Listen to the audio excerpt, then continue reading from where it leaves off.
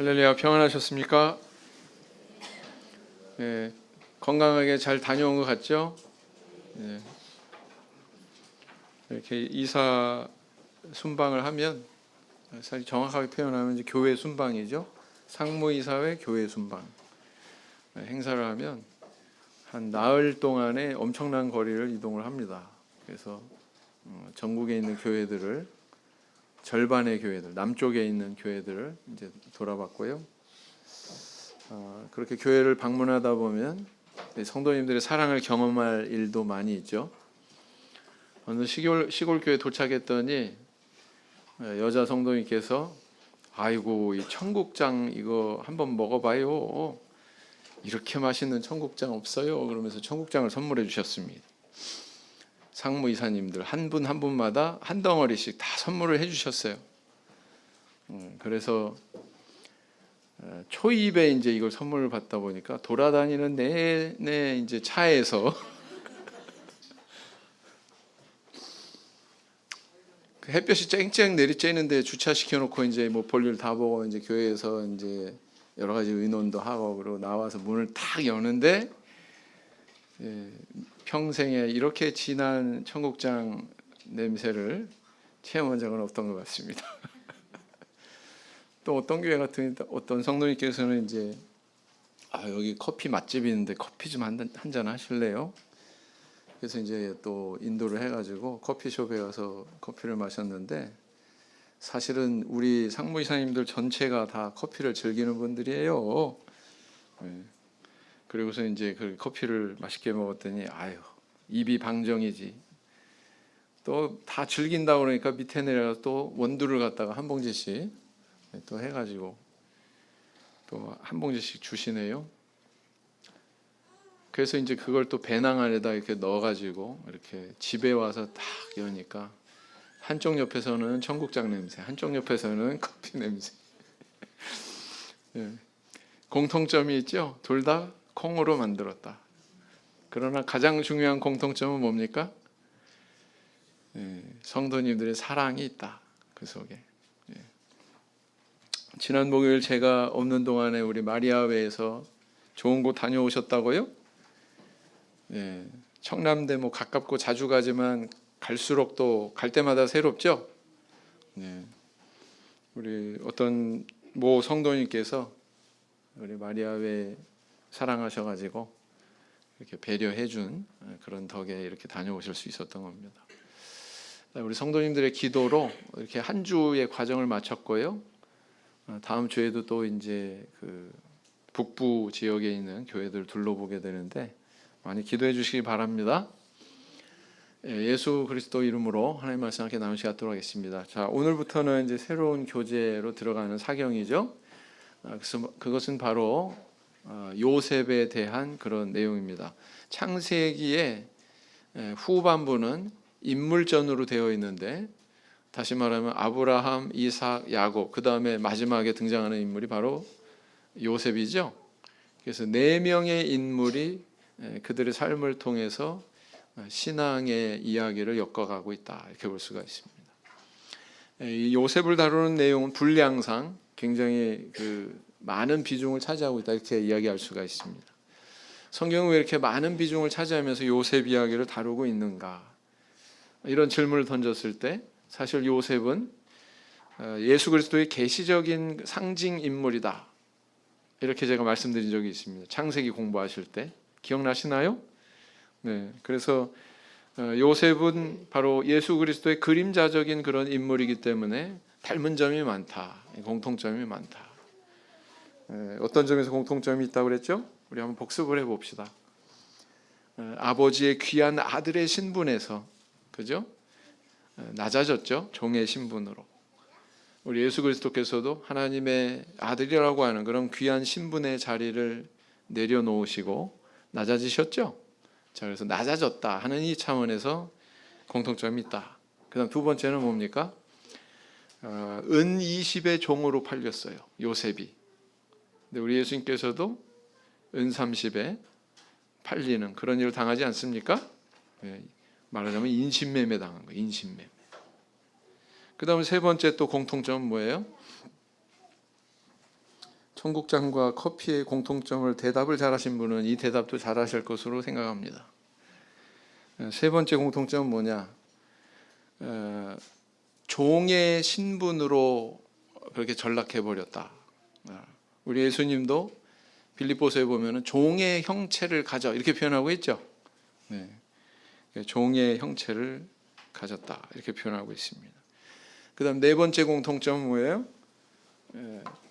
죄의 누명을 쓰게 됩니다. 요셉은 사실은 결백한데 그 보디발의 아내를 범하려고 했다고 하는 그런 억울한 누명을 쓰고 처벌을 받죠. 감옥에 갇히게 됩니다. 근데 우리 예수님도 어땠습니까? 죄인처럼 그렇게 십자가에서 처형되죠. 자기가 짓지도 않은 그런 죄를 뒤집어쓰고 그렇게 처형이 되셨습니다. 자, 그다음 다섯 번째 공통점은 뭘까요? 요셉은 그 형과 그 부모님들에게 죽은 줄로 그렇게 여겨졌습니다. 아유, 필시 어디 가서 죽었겠지 아마 이렇게 생각했던 것 같아요. 또 그 상황을 그렇게 조장을 하기도 했고. 그런데 우리 예수님도 어떻습니까? 실제로 죽고 그러나 그것으로 끝난 것이 아니라 나중에 부활하셨죠. 그래서 이렇게 죽은 줄로 알았던 상황에서 다시 살아서 이렇게 눈앞에 나타난 이런 점에서 공통점이 있다. 그 다음 마지막 공통점은 뭘까요? 요셉은 그때 당시에 기근으로 고통하는 세계 사람들을 구원했어요. 그때 당시 그 기근은 세계적인 기근이었습니다. 국지적인 것이 아니었습니다. 뭐 애굽만, 뭐 가나안 땅만 그게 아니라 세계 각국에서 양식을 구하러 애굽으로 왔다고 하는 기록으로 봐서 이것은 전 세계적인 그런 기근이었다. 그런 기근으로부터 고통을 받는 사람들을 구원한 인물이 바로 요셉이었다라는 거죠. 그런데 우리 예수님께서도 어떻습니까? 전 세계 인류를 구원하시기 위해서 구원하셔 왔고 오늘날에도 구원하시기 위해서 끊임없이 이렇게 일꾼들을 쓰시는 그런 일을 하고 계시죠. 그래서 이런 점에서 요셉은 그리스도의 상징적인 인물이다라는 것을 우리는 이해할 수가 있습니다. 바로 그 요셉에 대해서 이제 오늘 배우는 거죠. 자, 그래서 첫 장은 뭐냐? 꿈꾸는 자 요셉. 오늘은 좀 꿈에 대한 이야기를 하게 될 것 같습니다. 자, 한번 읽어볼까요? 큰 소리 내서 다 같이 읽겠습니다. 시작. 야곱이 가나안 땅 곧 그 아비의 우고하던 땅에 거하였으니 야곱의 약전이 이러하니라. 요셉이 17세 소년으로서 그 형제와 함께 양을 칠 때에 그 아비의 처 비라와 실바의 아들들로 더불어 함께하였더니 그가 그들의 과실을 아비에게 고하더라.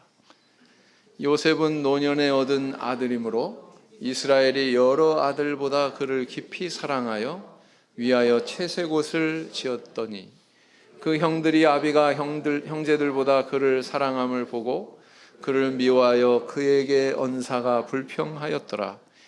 요셉이 꿈을 꾸고 자기 형들에게 고하매 그들이 그를 더욱 미워하였더라.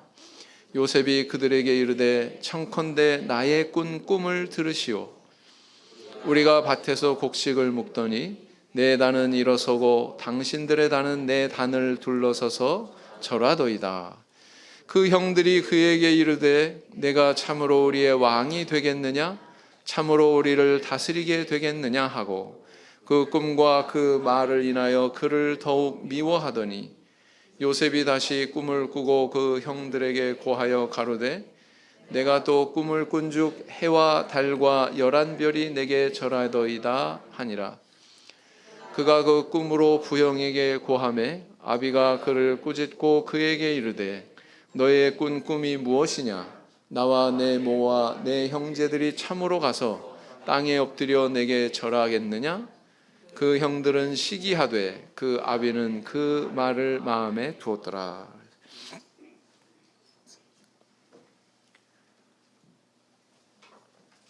어떻게 새로운 교재 받으셨나요? 네, 아주 작은 분량이지만 이렇게 칼라로 안에 들어가 있으니까 또 분위기가 틀리네요, 교재가. 자, 첫 번째 질문 보겠습니다. 요셉은 17세 소년으로 형들의 과오에 대해서 어떻게 행하였는가? 2절에 보니까 요셉의 행동에 대해서 기록을 하고 있죠. 17세, 그러니까 요즘으로 따지면은 몇 학년이에요? 고등학교 1학년이에요? 고등학교 1학년 정도. 고등학교 1학년 누구? 민정이 맞죠? 아닌가? 지율이? 지율이 두 사람이죠? 네. 이 정도 되는 소년 시절에 그들의 잘못을 아버지에게 고했다. 여기서 그들은 누구예요? 네, 형들이죠. 형들이 뭐 잘못하는 걸 다 고자질했다. 네. 요셉에 대한 야곱의 애정은 어느 정도였는가 그랬습니다. 3절에 보니까 요셉에 대한 야곱의 특별한 사랑이 어느 정도였냐면은 다른 아들들에게는 입히지 않는 채색 옷을 지어서 입혔다. 이렇게 기록을 하고 있습니다. 채색 옷은 도대체 뭘까요? 네? 우리로 말하면 뭐 색동옷, 색동저고리 뭐 이런 거 정도 될까요? 자, 요셉이 형들에게 이야기한 꿈의 내용은 무엇인가 그랬습니다. 7절에 보니까 어떻게 나와요? 밭에 있는 형들의 곡식단이 보이는데 요셉 자신의 단은 일어서고 형들의 단이 둘러서서 자신의 달에 절했다. 이렇게 이야기하고 있습니다. 상상력을 발휘해 보면 이런 모양이겠죠? 네, 이렇게 했겠죠? 자, 요셉이 아버지와 형들에게 이야기한 꿈의 내용은 무엇인가? 자, 이번에 형들에게만 이야기하는 게 아니라 누구한테도 얘기했어요? 아버지에게도 이야기합니다. 아버지에게도 이야기하는데 해와 달과 11별이 자신에게 절을 하더라. 이런 꿈 얘기를 합니다. 요셉의 이야기를 들은 아버지와 형들의 마음은 어떠했습니까? 11절에 보니까 달랐죠? 형들의 마음과 아버지의 마음은 달랐습니다. 형들은 어땠습니까? 더 요셉을 미워했다. 더 미워했다라고 하는 거 보니까 다른 미움의 동기가 먼저 있었네요. 그 미움의 동기는 뭐였습니까? 요셉만 뭘 지어 입혔다고요? 채색 옷을 지어 입혔다고요. 아버지는 그 꿈 이야기를 듣고는 마음에 두었다 이렇게 기록을 하고 있습니다. 왜 두었을까요? 요셉의 꿈 이야기를 듣는 순간 야곱도 과거에 자신이 꾼 꿈에 대해서 아마 생각이 났을 거예요. 자, 이때 이 요셉이 형들에게 한 꿈 이야기가 두 개의 꿈 이야기가 얼마나 커다란 영향을 미치게 되는지 나중에 이제 쭉 살펴보면 나오는데 요셉에 대해서 뭐라고 표현하는지를 우리 먼저 알 수가 있어요. 그걸 한번 조명을 해보면 37장 19절에 서로 이르되 서로 여기서 누구 서로? 형들이 서로 이르되 꿈꾸는 자가 오는도다 이렇게 동생 요셉이 온다 이렇게 표현하지 않았어요? 저 고자질 장이가 온다 이렇게 표현하지 않았어요? 뭐라고 표현했어요? 꿈꾸는 자가 오는도다 이렇게 표현했어요. 그러니까 요셉의 꿈 이야기가 얼마나 형들의 마음속에 깊이 박히고 거슬렸는지 알 수 있어요, 없어요? 알 수 있죠. 그 다음 20절에 어떻게 기록하고 있습니까? 읽어보시겠습니다. 시작.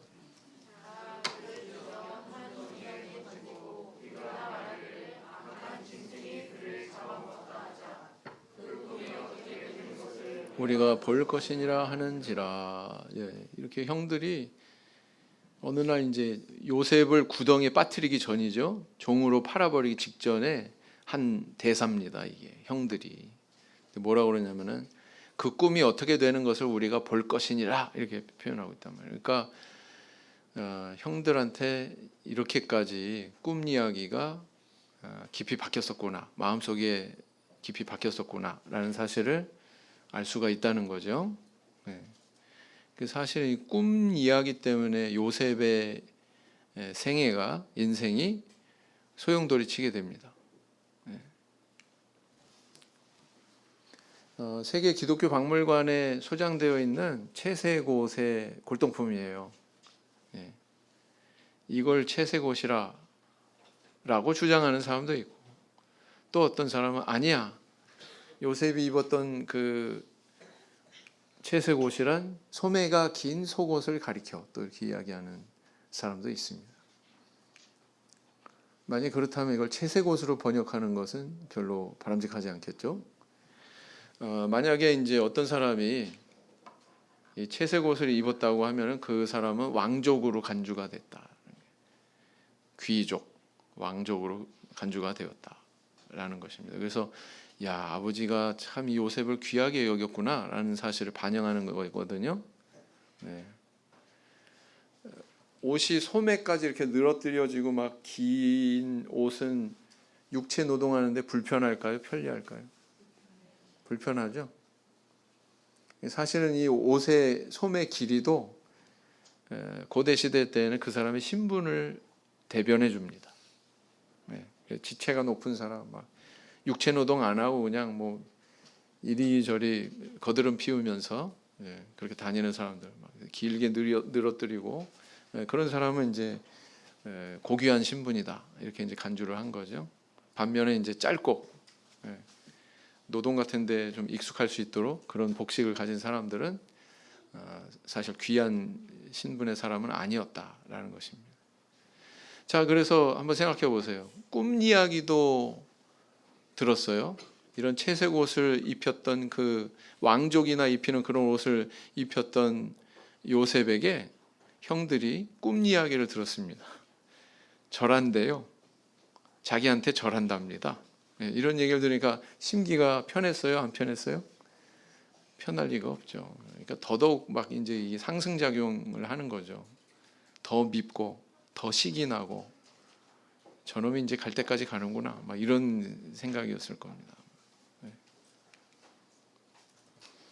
자, 그럼 이제 조금 더 깊이 생각해 봅시다. 야곱이 요셉을 편애한 사실에 대해서 이야기해 보자.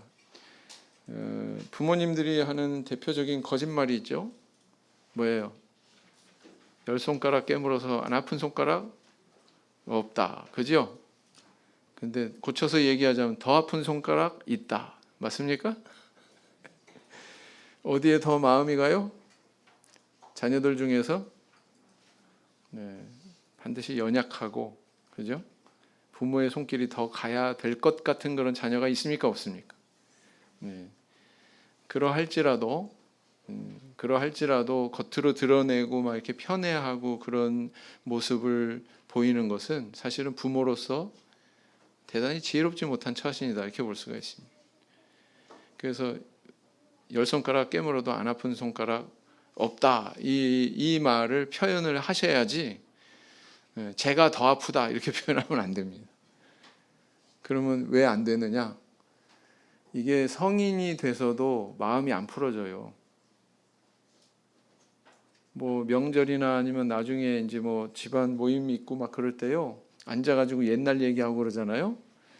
이미 성인이 됐는데 막 흰머리도 희끗희끗 나고 그랬는데 옛날 얘기하면서 울기도 하고요. 옛날 얘기하면서 뭐 분노를 표출하기도 하고요. 그렇습니다. 그 이야기하는 순간만큼은 그 과거의 그 어린아이 시절의 존재로 돌아가거든요. 그리고 그게 끝까지 남아요. 상처로 남아요. 그걸 또 얘기를 해요. 그 아픈 기억을. 그렇기 때문에 이렇게 편애하는 것은 사실 굉장히 부모들이 삼가해야 되고 조심해야 됩니다. 우리 과거의 남아 선호 사상 이런 게 굉장히 강했죠. 그래서 막 아들은 그냥 막 이렇게 위하고 떠받들고 정말 채색 옷이라도 입힐 만큼 그렇게 높이는 반면 이 여성들은요, 딸이라고 뭐 딸로 태어나고 싶어서 태어났나? 굉장히 폄훼당하고 무시당하고 멸시당하고 부모님한테. 그것도 있어요, 없어요? 있었어요. 그 유교 문화 속에서. 그러나 우리 신앙 안에서는 절대로 그러면 안 됩니다. 이거는 유교든지 기독교인지 모르게 그런 의식을 품고서 사시면 안 된다는 얘기죠. 지금은 그렇지 않죠? 그리스도 안에서 여자나 남자나 다 하나다 이렇게 이야기하고 있지 않습니까? 요즘에는 그런 분은 안 계실 것 같아요. 오히려 딸을 더 선호하는 것 같아요. 특히 엄마들은 딸은 꼭 있어야 돼 이런 말씀 잘 하시죠? 성경에도 여기에 대해서 가르치고 있어요. 이것을 어떻게 공평하게 해야 되는지, 공정하게 대우해야 되는지에 대해서 성경도 이것을 다루고 있습니다. 신명기 21장 15절 17절 보시면 이런 내용이 있어요. 한번 읽어보시겠습니다. 시작.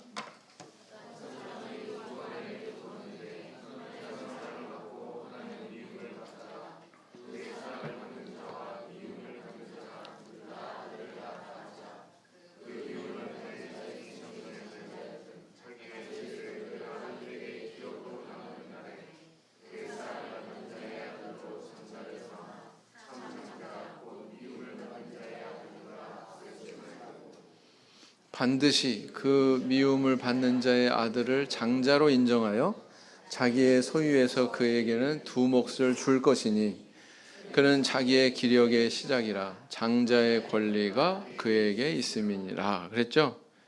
무슨 뜻인지 아시겠죠? 이거 읽어보시니까 어떤 사람이 두 아내를 취했어요. A, B.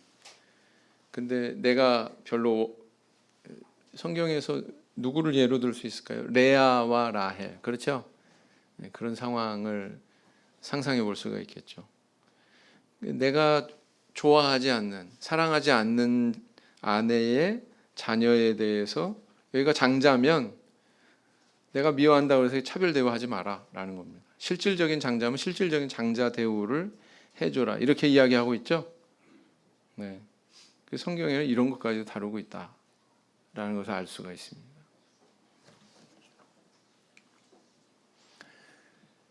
야곱이 요셉을 편애한 것을 형들이 불평한 사실에 대해서 이야기해 보자. 자, 우리는 이렇게 자녀를 편애한 것, 그리고 그 편애하는 것에 대해서 마치 정당하다는 듯이 받아들인 요셉의 입장을 한번 생각해 봤고요. 두 번째는 이제 형들에 대한 그런 태도를 한번 살펴볼 필요가 있죠. 야곱이 이렇게 그 요셉만 편애하는 행동도 문제가 있었지만 그 어린 동생이 그렇게 사랑받는 것에 대해서 형들이 지나치게 시기한 것도 사실은 합당치 않죠. 이 시기심이라고 하는 것이 어떻게 살인으로 살해의 어떤 그런 동기로 발전하는지에 대해서 우리가 성경에서 여러 사례를 통해서 발견할 수가 있죠. 가장 첫 번째가 창세기에 이미 그런 일이 일어나지 않습니까? 굉장히 일찍이 인간이 범죄한 이후에 어떤 그런 심리적인 악한 성향을 나타내느냐를 분명히 보여주고 있습니다. 가인이 동생 아벨을 쳐서 죽이는 그런 살인 사건이 일어나게 되죠. 한 형제끼리. 그 다음에 이제 또 그 사울 왕이 내일 또 공교롭게 또 안식일날 다루는 내용이 또 관련되네요. 사울이 다윗에 대한 살의를 품었습니다. 그 동기가 뭐였어요? 시기심이었습니다. 시기심. 사울은 천천히요, 다윗은 만만이다. 그 이야기를 듣고는 시기심이 발동이 돼가지고 죽이고자 여러 차례 시도를 하거든요. 죽이고자 또 추격을 하거든요.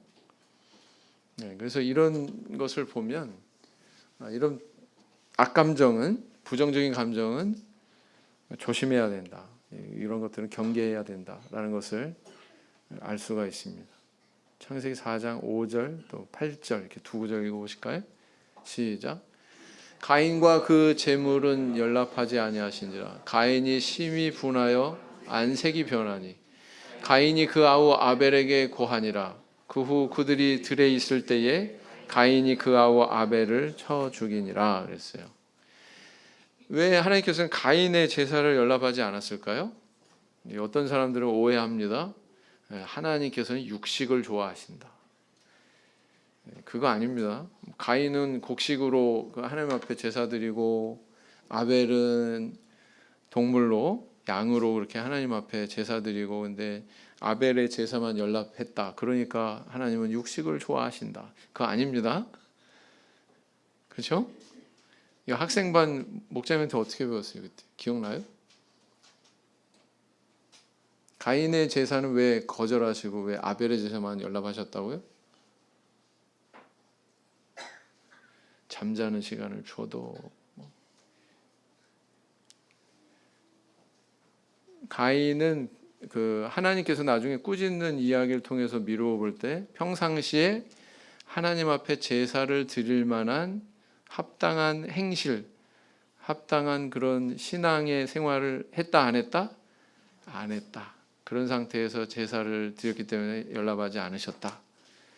아벨은 근데 평소 하나님께서 그 제사를 연락하실 만한 신앙의 정신을 삶 속에서 나타냈기 때문이다 라는 것을 알 수가 있습니다. 그렇게 얘기했죠? 학생반들 다 끄덕였어요. 네, 다 기억하고 있어. 자, 그래서 그러면 어떻게 연락했는지 안 했는지를 분간을 했을까요? 또 이때 제사를 드렸어요. 하나님 앞에 제단을 쌓았겠죠? 제단 위에 제물을 놓았겠죠? 근데 이쪽은 연락하시고 저쪽은 연락을 안 하셨대. 뭘 근거로 판단했을까요? 그렇게 아마도 아벨의 제물에는 하나님의 불이 임했고 아마도 가인의 제물에는 불이 임하지 않았고 그대로 있었던 것 같습니다. 그렇게 추정할 뿐이에요. 여기에 대한 기록은 성경에 없습니다. 그러나 통상적으로 이렇게 제사 드릴 때 항상 하나님께서 그걸 불로 사르도록 명령하는 걸로 볼 때 그 제물이 불로 살라졌느냐 아니었느냐로 판단을 했던 것 같습니다. 그렇고요. 그 다음 사무엘상 18장 7절에서 9절 보시면은 내일 본문인데 내일 안식일 예배 본문인데 읽어보시겠습니다. 시작. 여인들이 뛰놀며 창하여 가로되 사울의 죽인 자는 천천히요 다윗은 만만히로다 한지라. 사울이 이 말에 불쾌하여 심히 노하여 가로되 다윗에게는 만만을 돌리고 내게는 천천만 돌리니 그에 더 얻을 것이 나라밖에 무엇이냐 하고 그날 후로 사울이 다윗을 주목하였더라 그랬어요. 네. 다음 10절 11절 또 읽겠습니다. 시작. 그 이튿날 하나님의 부리신 악신이 사울에게 힘있게 내리매 그가 집 가운데서 야려하는 고로 다윗이 평일과 같이 손으로 수금을 타는데 때에 사울의 손에 창이 있는지라 그가 스스로 이르기를 내가 다윗을 벽에 박으리라 하고 그 창을 던졌으나 다윗이 그 앞에서 2번 피하였더라. 그래서 맨 처음에는 이렇게 마음속에 어떤 시기심, 그죠? 그것으로 시작이 됐는데 그게 나중에 어떻게 이게 행위로까지 이렇게 아주 포악한 행위로까지 발전이 되는가를 그 과정을 잘 보여주고 있죠. 그 대표적인 인물이 바로 사울이란 말이에요. 그래서 이렇게 감정에 사로잡혀 가지고 사는 그런 사람은 별로 좋지가 않습니다. 가는 길이 감정에 사로잡히면 안 됩니다. 하나님께서 우리에게 머리도 주셨어요. 생각하라고, 그렇죠? 네. 그래서 균형 있게 생각할 줄 알아야 되고 또 올바른 것을 분별해서 바른 길로 갈 수 있도록 저희들이 노력하도록 주신 거죠. 머리를 그래서 주신 거죠.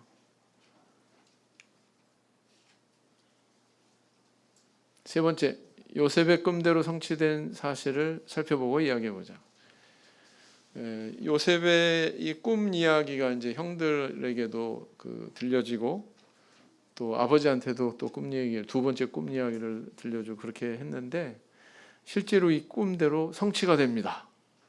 참 놀랍죠? 네.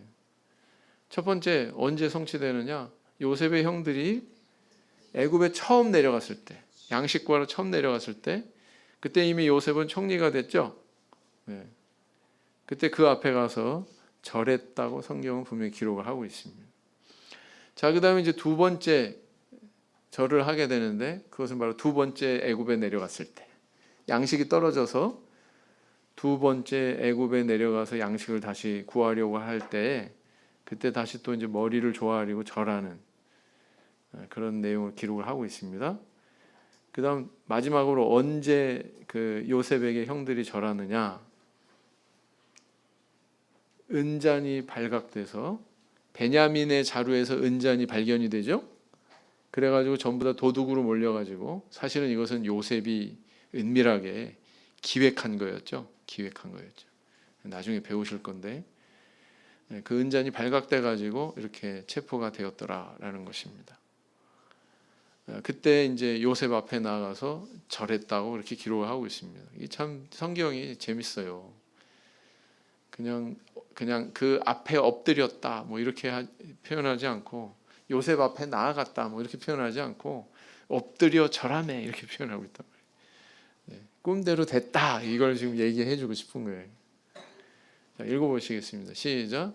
때에 요셉이 나라의 총리로서 그 땅 모든 백성에게 팔더니 요셉의 형들이 와서 그 앞에서 땅에 엎드려 절하매. 그렇죠.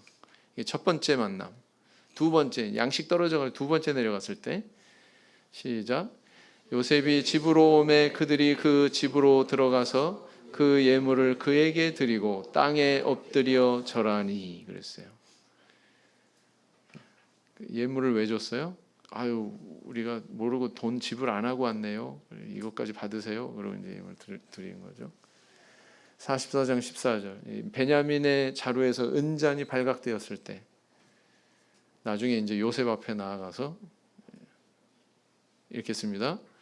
유다와 그 형제들이 요셉의 집에 이르니 요셉이 오히려 그곳에 있는지라 그 앞 땅에 엎드리니 그랬어요. 그래서 이렇게 요셉한테 이렇게 형들이 한두 번도 아니고 여러 번 이렇게 절하는 그런 모습을 발견하게 되죠.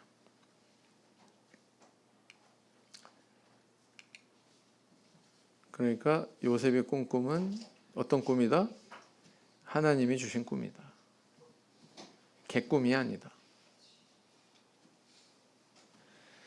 요셉의 꿈꾸는 이야기를 들은 아버지와 형들의 태도가 다른 사실에 대해 이야기해보자. 형들은 시기가 나서 막 더 속에서 분노가 커지고 시기심만 더 고조되고 그랬죠.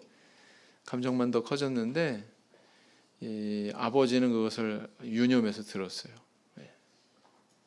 왜냐하면은 야곱 자신이 과거에 꿈을 꿨던 하나님께서 주시는 특별한 그런 계시적인 꿈을 꿨던 기억이 있기 때문에 그렇습니다. 28장 12절에 이거 읽어보실까요?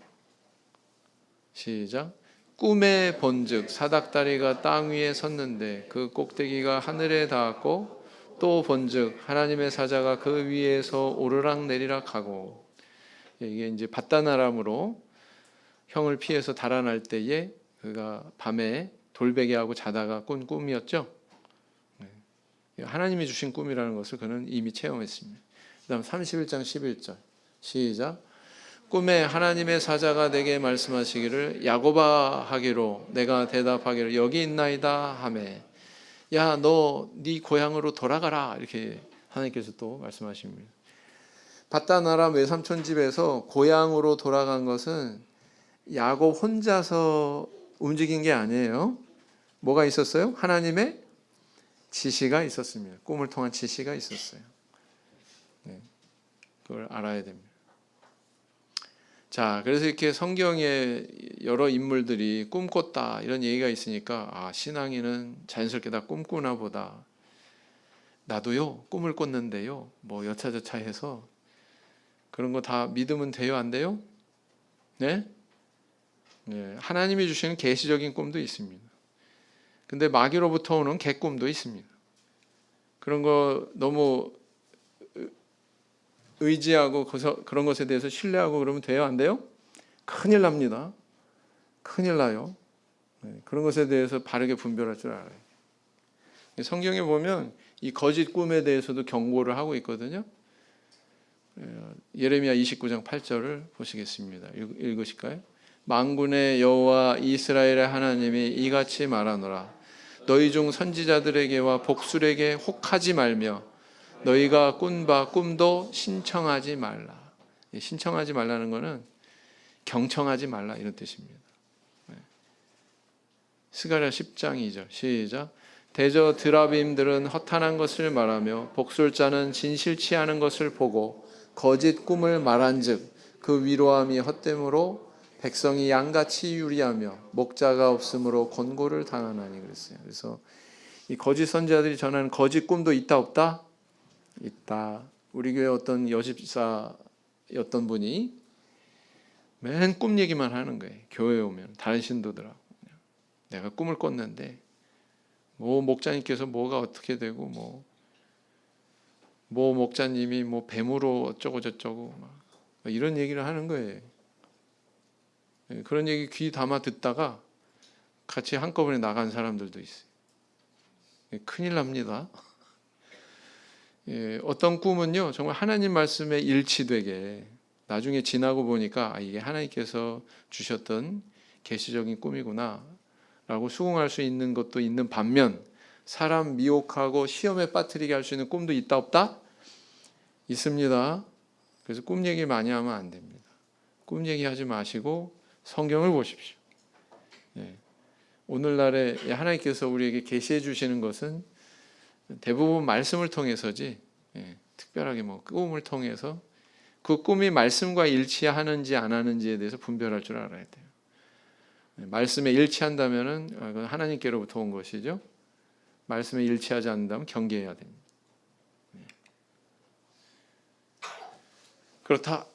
요셉이 나중에 종으로 팔려가기까지 야곱, 요셉 형들 사이에 존재하는 불행의 원인과 오늘날 신앙인이 해주는 교훈에 대해서 이야기해보자. 원인이 뭐였다고 생각이 되세요? 굉장히 고통받죠. 야곱은 어떤 고통받아요? 내가 사랑하는 그 채색 옷 입혀가지고 애지중지했던 그 아들이 죽었어요. 죽은 걸로 알아요. 그 고통을 끌어안고 살잖아요. 약 한 거의 한 20년 못 되는 그 기간 동안 얼마나 고통스러웠을까. 그래서 나중에 베냐민을 놓지 않으려고 그래. 그래서 그다음 요셉은 엄청난 또 시련의 기간을 겪죠. 형들에게는 어떤 불행이 있었어요? 어떤 고통이 있었어요? 나중에 애굽에서 감옥에 갇힌 다음에 맏형 누구요? 르우벤이 야 내가 그때 얘기했잖아. 우리 아우가 막 그렇게 울부짖을 때 우리가 그 음성을 들었어야 되는데 그 무시하고 그렇게 못된 짓 하니까 오늘날 우리가 감옥에 갇히잖아. 10수년이 지났는데 10수년 전의 이야기를 그 이후에 꺼내고 이야기하고 있잖아요. 죄책감에 묶여 살았구나 형들이. 맞죠? 죄책감에 사슬에 묶여가지고 살았구나. 그래서 사실은 이제 자랑하는데 요셉 입장에서의 잘못을 지적할 것 같으면 자랑하는 데 있었다. 성경은 어떻게 가르치고 있습니까? 육체적인 걸 자랑하지 마라. 육적인 거. 그리고 조금 남들보다 앞선 거, 남들보다 많이 가진 거, 남들보다 높아진 거 너무 자랑하지 마라. 자랑하려면 주 안에서 하라. 주 안에서 자랑하라. 이렇게 교훈하고 있죠. 그 다음에 또 형들 입장에서 형들은 뭘 잘못했어요? 시기하는 것. 시기하지 마라. 이런 교훈을 주고 있다고 볼 수가 있습니다. 이런 부정적인 감정은 자기도 해야 할 뿐만 아니라 남도 해야 하고 나중에 결국은 자기를 파멸시킨다라는 것입니다. 자, 야고보서 3장 14절 읽으시겠습니다. 그러나 너희 마음속에 독한 시기와 다툼이 있으면 자랑하지 말라. 진리를 거스려 거짓하지 말라. 고린도서 1장 31절 읽겠습니다. 기록된 바 자랑하는 자는 주 안에서 자랑하라 함과 같게 하려 함이니라. 그랬어요. 이거 다 하나님께서 나한테 허락하신 거야. 하나님께서 베풀어 주신 거야. 내가 말이야 이게 아니고, 그죠? 내가 이렇게 했더니 저렇게 됐어. 이게 아니고 하나님께서 내게 베풀어 주셨어. 하나님의 전적인 은혜예요. 이렇게 하라는 거죠. 예레미야 9장 23절 시작. 여호와께서 이같이 말씀하시되 지혜로운 자는 그 지혜를 자랑치 말라. 용사는 그 용맹을 자랑치 말라. 부자는 그 부함을 자랑치 말라. 시기하지 마라. 읽으시겠습니다. 시작. 마음의 화평은 육신의 생명이나 시기는 뼈의 썩음이니라. 로마서 13장 13절 와 같이 단정히 행하고 방탕과 술 취하지 말며 음란과 호색하지 말며 쟁투와 시기하지 말고 그랬어요. 해야 되는 것이 있고 하지 말아야 되는 것들이 있죠. 신앙 안에서도 다 같이요. 분노가 미련한 자를 죽이고 시기가 어리석은 자를 멸하느니라 그랬어요. 이 말씀에 꼭 맞는 사람이 바로 누구예요? 네? 사울 왕. 자, 그래서 이 오늘의 말씀을 통해서 우리가 교훈받을 수 있을 수 있는 내용은 뭐예요? 내가 지혜롭지 못하게 행동하면 타인의 시기와 분노를 살 수 있다. 그렇게 어리석게 행동하는 경우가 있나 없나 돌아봐야 되고요. 나는 자랑하지 않고 주 안의 형제자매들과 우애하고 있는가, 서로 용납하고 받아들이고, 이 아버지인 야곱의 마음속에만 있는 것이 있었죠. 요셉의 형들에게는 없고, 그게 뭐예요? 사랑이죠. 그죠? 그다음 세 번째, 나는 시기하지 않고 주 안의 형제자매의 개성과 의사를 존중하는가. 사람은요, 나랑 다르다 그럼 대단히 좀 배타성이 있습니다. 배타의 마음이 강합니다. 한국 사람들 특히 강하죠. 한국 사람들. 태국 사람들이 이제 한국 안 가, 뭐 막 이런 얘기 나온다고 그래요. 요즘에 한국 사람들이 너무 이제 인종 차별적인 그런 태도도 보이고 막 이러니까, 그런데 상처받아 가지고 뭐 한국 가는 일본이나 타이완 가겠다, 뭐 이런 말 하는 사람들도 있답니다. 그래서 이런 점들은 우리가 성경을 보고서 고쳐야 된다. 성경적이지 않다. 그런 태도를 가진다면 그런 것을 우리가 교훈받을 수가 있습니다. 자, 오늘 여기까지 살펴봤습니다. 묵상 기도 하시겠습니다.